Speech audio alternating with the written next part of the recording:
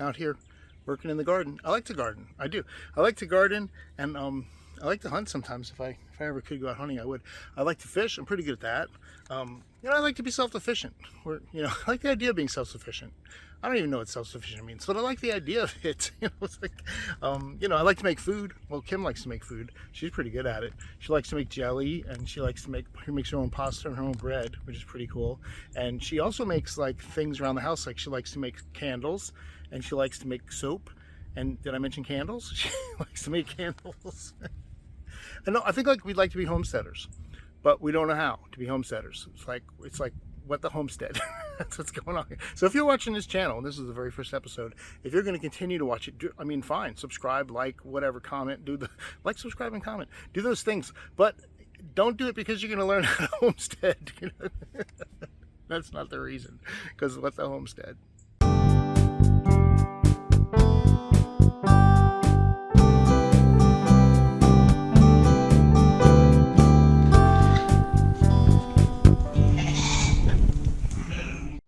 Hey, welcome to the channel. I'm going to talk about my garden, stuff I started back in March, even before that, in February. A lot of what I wanted to try to do was actually either start from seedlings, or actually stuff that's in my refrigerator, like this garlic, or those leeks you saw, or this onion, where I just kind of just chopped the bottom of the onion and soaked it in some water until it took roots. Of course, I started my tomatoes way back in March, and everyone told me that was way too early, but I got some celery going. I just chopped the bottom of the celery and stick it in some water, and it roots. And I can have celery every time I buy celery. I can have a celery, right? Every time I buy an onion, I can have an onion.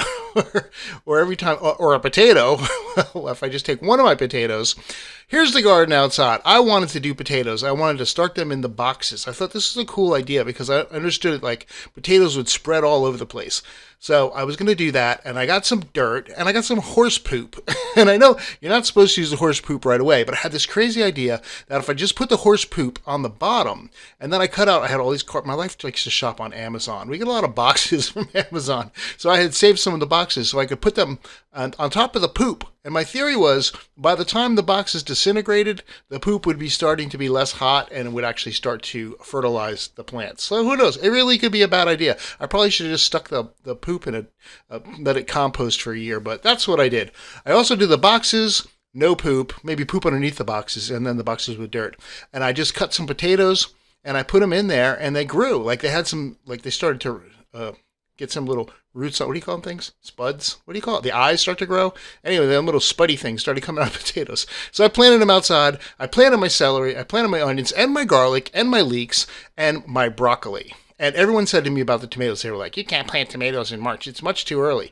But here's the thing, I read that tomatoes, I live in a very warm area. And so by the time like July comes, it's hitting 90 every day. My tomatoes grow great. In the past, they've grown great. They get 9 feet tall, but they don't produce any tomatoes because it's too hot. Once it gets to 90 degrees every day, they're just like, we'll grow, but we're not making you any tomatoes. So why am I growing them? So I said, I'm going to start in March. I'm going to plant them in March. And so by this time, which is, getting into June soon, May and June, I should start having some tomatoes before it gets way too hot.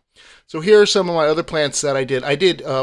I have a bird feeder, and I got some sunflower seed from the bird feeder, and I just threw it in the. I thought, let me try to just grow some bird seed, and then I'll have free bird seed. Being cheap here on the homestead, trying to grow as much stuff as I can without even having to go to the store. Like, do you know tomatoes? I went to Walmart, and they had tomatoes in there, and they were grown already, like for $20. I'm like, do you know how many tomatoes I can buy in Food Line for $20? Why would I buy a plant that might not even grow tomatoes? So I'm trying to grow everything from seeds. This is another thing I'm experimenting with, beehives. This one is a mason house for mason bees. And I got this as a present, and I put it in the yard. And the idea is that the mason bees will go lay their eggs in these little tubes. And I also read if you stick some sticks in it, that helps out a lot because it helps the bees kind of navigate to which one of the holes they're working on. So they go get mud, and they fill up the little tube with mud and lay their little egg in there, and then it turns into a larva, I guess a beetle. So we'll see if we get some of those. I do great with asparagus. My asparagus grows pretty good. I have a couple of things have been going for about 3 years now. So I get some pretty good, I can get to like a little jar of asparagus every year. And I'm trying snap peas. I built this pole system here so the snap peas can grow up the strings. I probably should have done more of a trestle now that I've started it. because they seem to like want to go all over the place, not just grow up a string, but they want to go across a string. So I'm kind of having to teach them. I'm kind of like, here, look, little guy, this is what you're supposed to be doing. Go up the string. so this is still a while ago before they started to grow. I got to show you. I got to do an update on that one right there.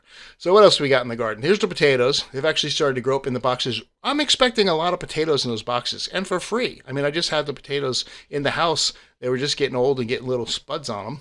Here's my tomatoes, getting a little bigger, but some of them, people were right. I kind of did plant them too early. But I got a little trick to take care of that. I guess I saw it online. I didn't make this up. But, I have some spring water because my cat has a urinary tract infection and he has to drink spring water out of a fountain. I don't know. But if you don't, they get this really bad infection. It'll cost you like $1,000 to take them to the vet and get them fixed. So don't want to do that. So got the spring water for $1, and after the cats, I have this great container. I don't want to just throw it out. So I got to find unique ways to recycle it. Of course, I can store water in it, but the bottom part is great. So I put my celery and my onions in there, and I use that as kind of a little pot. And I take the top and I use it. I take it downstairs to the garden, and I'm going to turn it into a little greenhouse. So it's still kind of cold out. I'm going to put it over the top of the tomatoes like so. And then what happens is the sun can still get through, the water can still get through, and it kind of forms like a little, and Blue, the cat, is going to help me grow tomatoes. Thanks, Blue. Can you get out of my garden? Yeah, thank you. And then it'll act like a little greenhouse, and the tomato will grow inside of it. And once it gets big enough and strong enough, I'll take the plastic away. These are my sunflowers I was talking about that I started from sunflower bird seed, and they're starting to fall over a little bit, so I'm going to help them out and give them some sticks here just to kind of help them not flop over, kind of stand up a little bit. And I'm expecting some good things. I actually got some nice little flowers coming up on those, so that'll be interesting to see if I can actually get a bunch of bird seed, because bird seed's super expensive. Have you tried to buy bird seed? Oh my gosh, it's like $100 for a bag. Well, maybe not that much, but it could be like $25 for a bag. You're going to get the cheap stuff for like $10, but it's all filler. It's like these little seeds that the birds don't even eat. So the birds come, they pick out the few kind of seeds they like, and then they just leave the rest and they toss it away. So I'm spending $10, but I'm only getting like $3 worth of bird seed and throwing away the other $7. So grow my own bird seed. Then I got some squash. When it gets a little warmer, I'm putting in my squash now, and I wanted to make a little trellis so they have something to grow on. Because I want to try to grow things vertically, because I heard that's cool, right? So I'm not a gardener. I don't know what I'm doing. I'm making all this. This is the first year I really put in a serious garden, and I'm happy with a lot of it so far. So we'll see. Like I said in the past, all I've tried is tomatoes, and they've done horribly. So this is going to be a banner year for gardening at the Sands household here. The Sands Homestead, excuse me. So here I go. I got this idea. I built these kind of wooden, looks like a pagoda from Japan. It's my Japanese garden, Mr. Miyagi. He would be proud of what I've done here. So I got these really kind of cheap metal things from Lowe's Home Improvement, and I'm just going to staple gun them up to the wood. And the idea is, like, you see the squash down there in the bottom?